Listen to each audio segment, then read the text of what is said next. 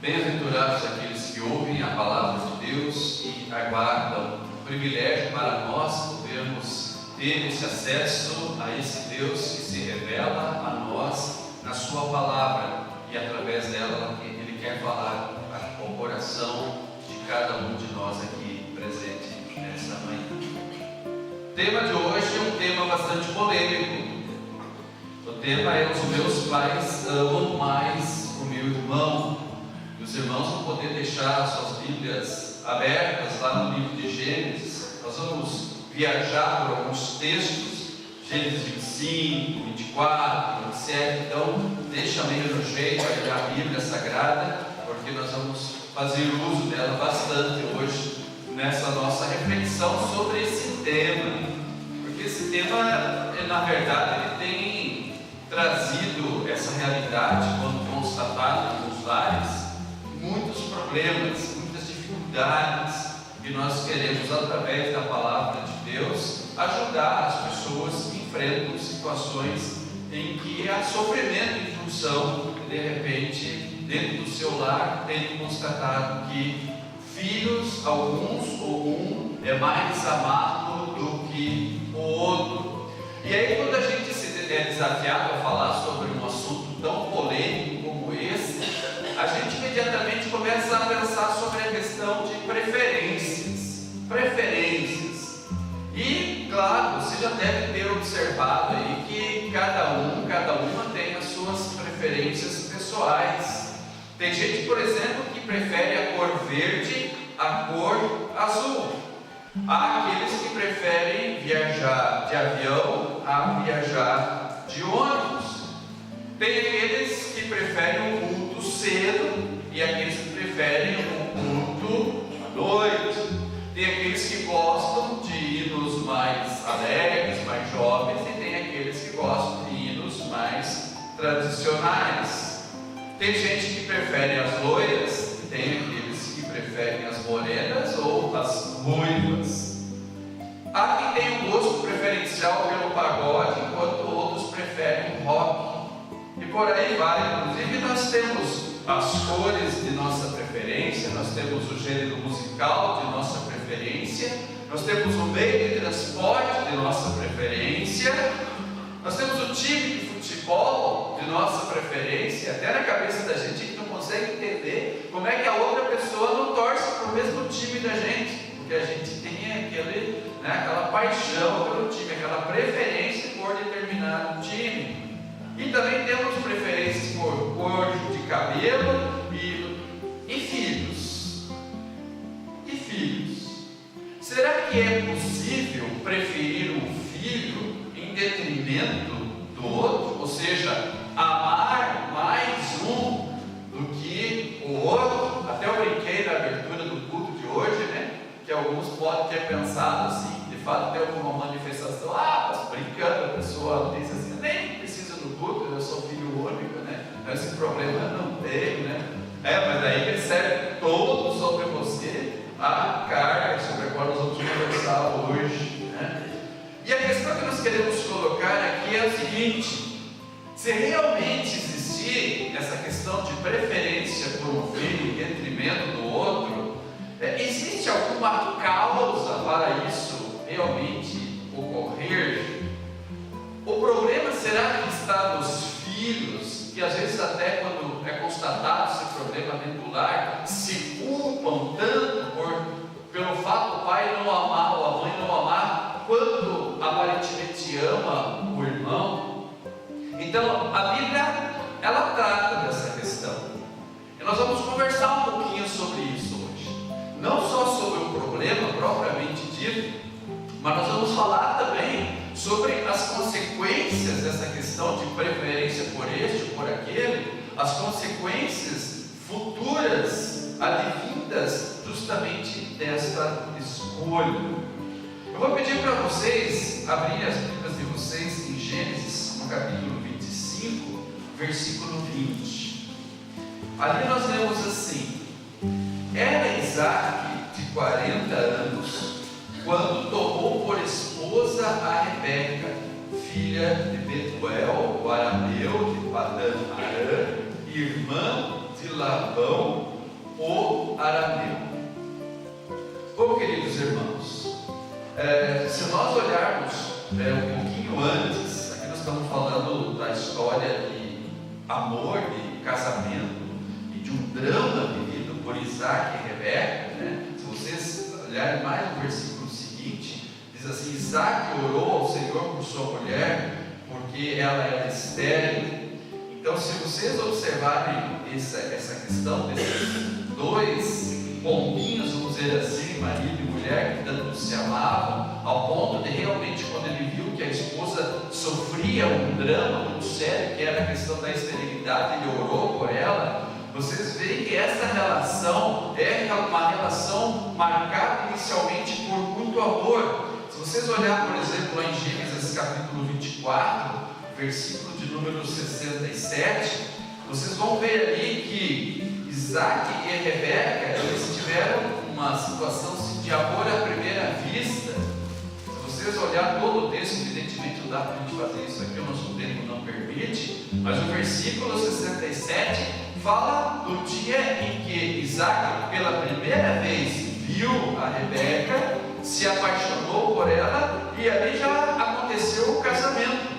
Diz ali: Isaac conduziu-a até a tenda de Sara, mãe dele, e tomou a Rebeca, e esta lhe foi por mulher. Ele a amou, assim foi Isaac consolado depois da morte de sua mãe. Isso foi no mesmo dia em que eles se conheceram. Então era um casal assim que aprendeu a amar um ao outro, marido e mulher, muito cedo, muito cedo. E aí então, como nós já vimos aqui, a mulher, a Rebeca, a esposa do Isaac, tinha um problema seríssimo, que era a questão da esterilidade. E aí então, o que fez, ou o que fazia o marido dela? Claro, primeiramente eles sonhavam juntos. Evidentemente que um dos sonhos que eles mais cultivavam era o sonho de ver o lar, a casa deles cheio de filhos. Mas com o problema que a Rebeca tinha de ser estéril, esse sonho estava muito longe de se tornar uma realidade. E aí então, temente a Deus como era Isaac, ele entregou essa situação aos cuidados de Deus. Ele orava por sua mulher, por sua esposa, a Rebeca. E aí também diz o texto que Deus ouviu as orações e a Rebeca ficou grávida. E grávida de gêmeos. Olha só que coisa interessante. Se vocês olharem no capítulo 25, versículo 25, vocês vão ver ali justamente isso. Falando do nascimento, por exemplo, saiu o versículo 25, o primeiro ruivo, todo revestido de pelo, por isso lhe chamaram Esaú. Depois nasceu o irmão, segurava com a mão o calcanhar de Esaú, por isso lhe chamaram Jacó. E vejam a idade que Isaac tinha quando Rebeca concebeu e deu à luz. E Isaac, diz o texto, que ele já tinha 60 anos quando Rebeca deu à luz aos gêmeos. Então somem aqui, por exemplo, 40 anos ele tinha quando conheceu Rebeca e casou com ela. E 60 anos ele tinha quando ela finalmente concebeu e deu à luz a gêmeos. Ou seja, foram 20 anos, gente. Foram 20 anos em que esse casal ali permaneceu unido, orava a Deus, pedia que Deus realmente desse essa graça, essa bênção de ter filhos ali no seu recinto, no seu lar. E Deus foi tão gracioso e misericordioso que falou: tá bom, então eu vou mandar 2 numa pegada só. E aí vieram os gêmeos. O casal agora se sentia completo.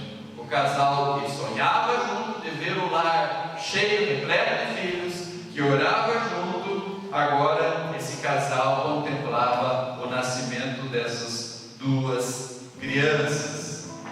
Mas acontecia nesse lar algo que acontece em todos os lares, em todos os lares.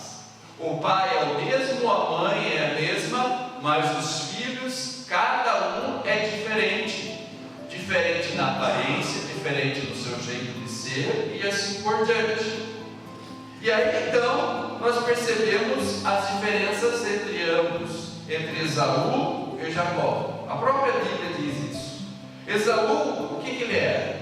A Escritura diz que Esaú era um perito caçador.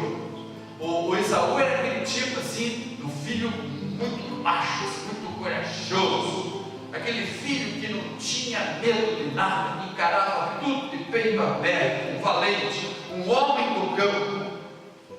E vamos dizer assim, vamos exagerar um pouquinho, era aquele tipo de caçador que pegava a presa na unha e que sabia preparar também uma carne de caça como ninguém. E aí o seu pai, quando comia da carne de caça preparada pelo filho Esaú, lambia os beiços, e com certeza ele se orgulhava daquele filho valente que ele tinha, daquele filho excelente cozinheiro Esaú. E o pai pensava: nossa, esse é o meu filho querido, esse é o meu sonho, ele é tudo aquilo que eu desejei ser e eu não fui. Esse filho sim me traz alegria, esse filho sim é o meu orgulho. Mas eram dois, era o Esaú e o Jacó. E olha como a diferença a Bíblia também coloca. Jacó era um cara mais pacato, mais tranquilo, uma pessoa mais na dele. Diz o texto bíblico que o Jacó gostava de ficar em tendas, cozinhava muito bem, principalmente um cozido de lentilhas. Então, mas ele era diferente, ele ficava mais na dele. E o detalhe que faz a diferença, vejam vocês no capítulo 25, versículo 28. Essas diferenças eu escrevi, estão no versículo 27. Agora veja o 28, versículo 28. Diz ali: Isaac amava a Esaú, porque se saboreava de sua caça. Rebeca, porém, amava a Jacó.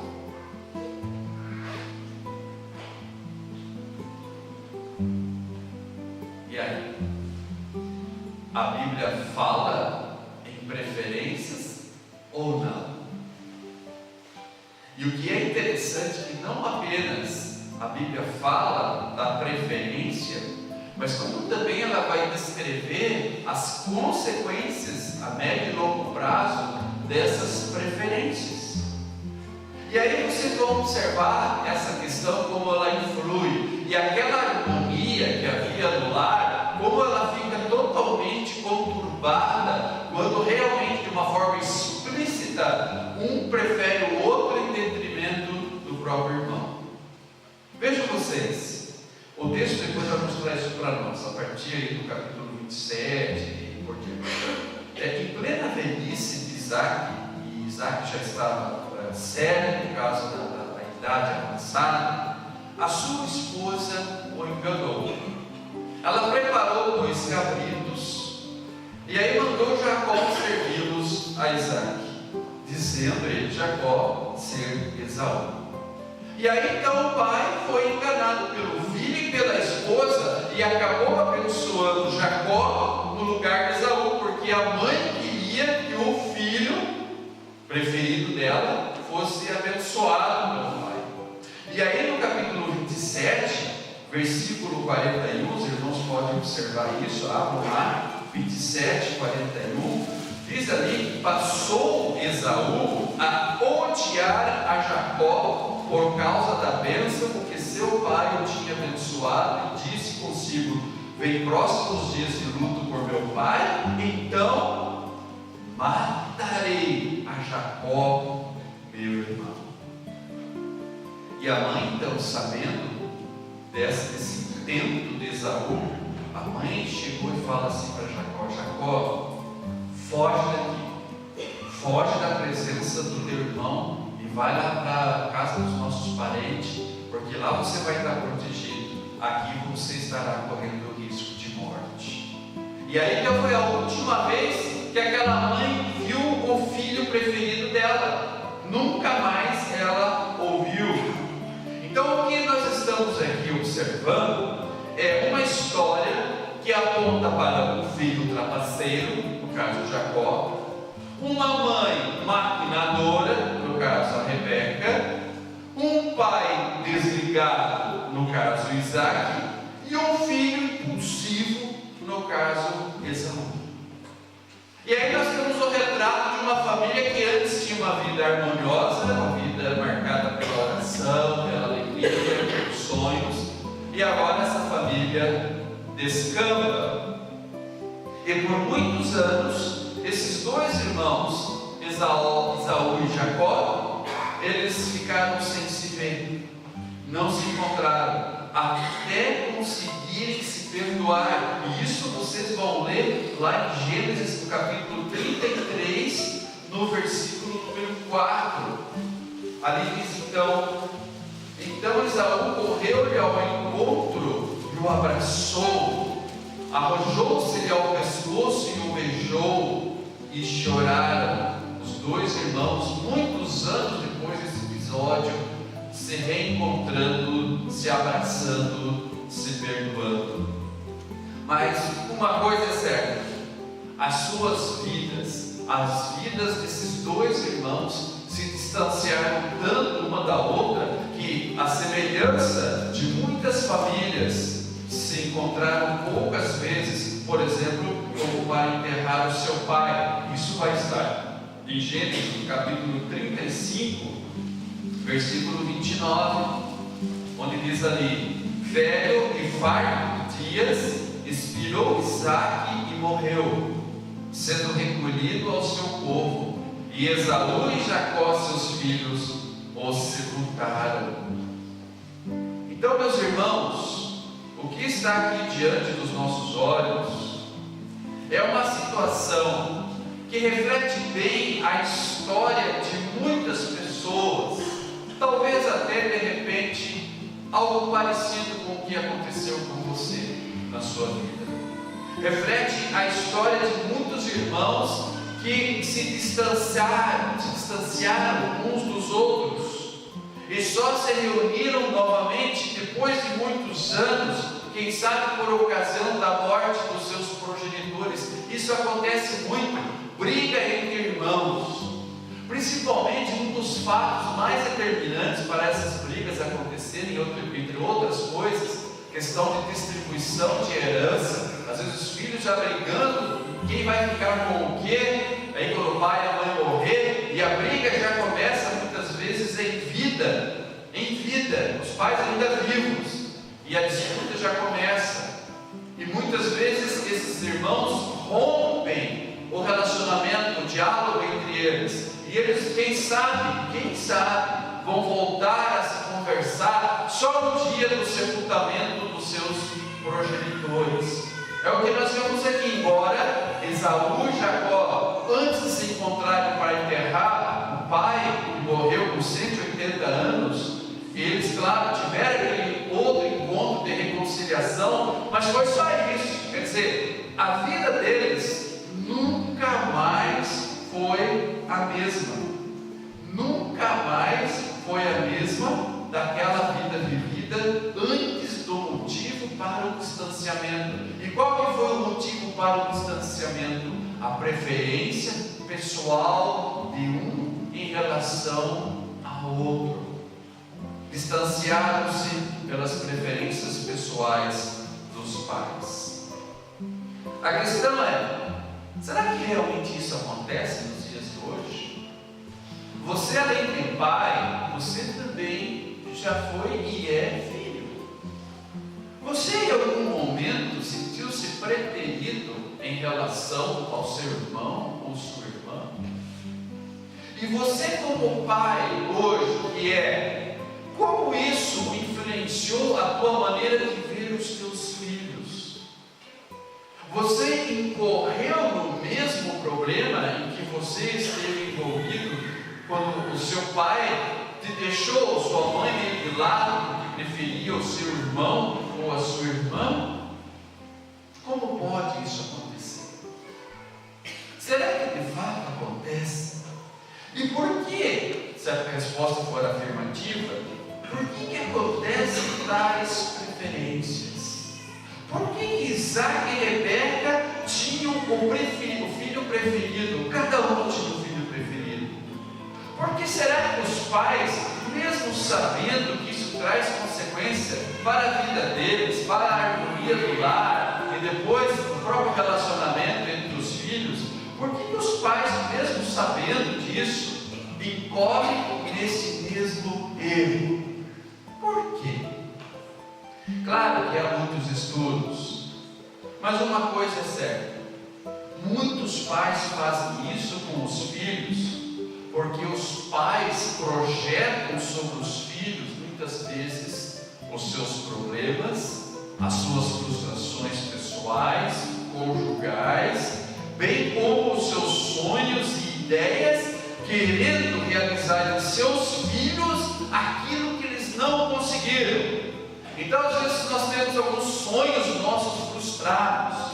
Nós queríamos ser de um jeito, obter essa ou aquela situação, posição, e aí não conseguimos. E aí vem o nosso filho, a nossa filha, e aí nós projetamos sobre eles as nossas frustrações que nós tivemos lá atrás. E nós queremos então que eles realizem o sonho que era nosso, ou seja, acabamos vendo os nossos filhos como se fosse uma extensão de nossas vidas, e nós nos esquecemos que eles têm características próprias, pessoais e únicas. Eles têm gostos próprios, eles têm sonhos próprios, eles têm os próprios anseios deles.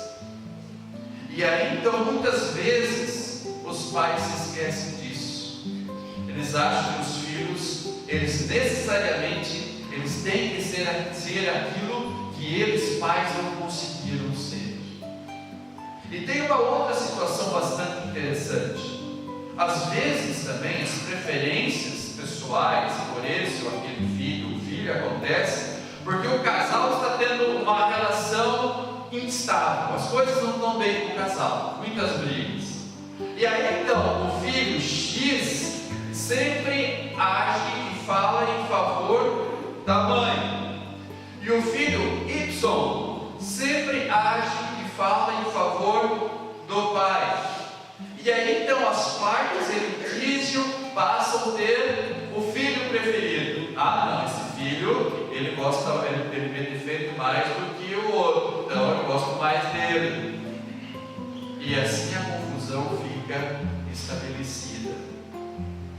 Querida igreja, a palavra de Deus, embora escrita ao longo de 1600 anos, ela nunca perde a sua, digamos assim, atualidade. Ela é sempre atual. E ela está mostrando para nós uma situação que realmente nos faz pensar se aquilo e a maneira como eu estou hoje administrando o meu lar, e se por algum motivo estou evidenciando alguma preferência por um filho que é desse jeito, em detrimento do outro, que tem um outro jeito de ser, será que nós realmente estamos conscientes da confusão que isso vai ter lá na frente? Será que nós estamos conscientes de que essa maneira diferenciada como nós tratamos um em detrimento do outro vai fazer com que esses nossos filhos possam ter um afastamento, um distanciamento tão grande um do outro, que lá na frente serão raras as oportunidades porque eles vão ter prazer em estar juntos, porque nós pais semeamos, digamos assim, a semente da discórdia e do afastamento entre eles. Quem sabe algum pai ou uma mãe pensa assim: nossa, eu queria tanto ver os meus filhos reconciliados. Talvez não vão ter esse sonho realizado, não vão ver esse sonho se realizar em suas vidas, como a Rebeca. A Rebeca, ela não teve o privilégio de ver os seus filhos próximos reconciliados, porque ela morreu precocemente.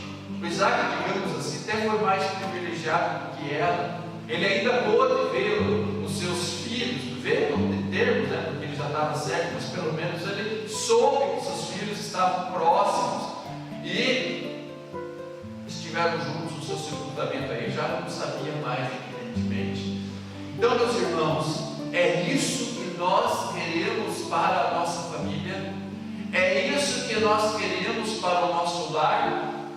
muitas vezes o filho e a filha têm características, têm diferenças que nós, digamos assim, não aprovamos tanto como nós aprovamos as características do outro filho, por isso que nós gostamos mais do outro. Isso vai trazer dificuldade lá na frente, porque os filhos, eles precisam de liberdade para assumir a sua identidade, embora consequentemente eles herdem seus pais características normais, mas eles vão ser diferentes. Tem aquele filho mais expansivo, aquele filho mais assim para frente, aquele filho que topa tudo, aquele filho que realmente faz a coisa acontecer, e tem aquele que é mais tímido, mais na dele, mais quieto, mais quieta. São as diferenças que eles têm. E aí então o pai diz: não, eu prefiro mais esse, porque esse vai ter um jeito diferente do outro. Mas não pode, porque isso vai trazer consequência para eles lá na frente.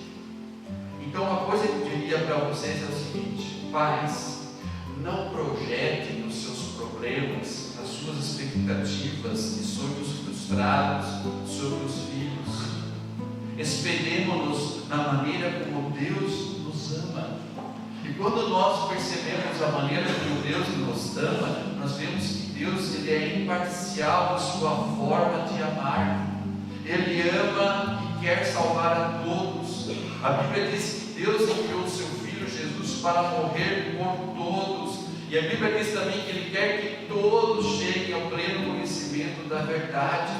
Então Deus, ele não olha para a cor da pessoa, ele não olha para a sua condição social, mental ou intelectual. Deus olha para Jesus, e em Jesus ele ama a todos de uma maneira uniforme e intensa, como ninguém jamais amou. Foi até o hino que nós cantamos ontem, ou aliás antes: ninguém tem maior amor do que Cristo Salvador. Então, querida igreja, que Deus e a forma dele nos amar nos inspire a todos.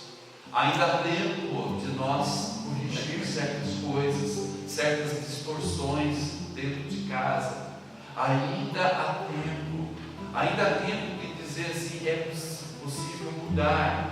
Mas eu quero lembrar que não adianta apenas você querer mudanças, é necessário que você também mude.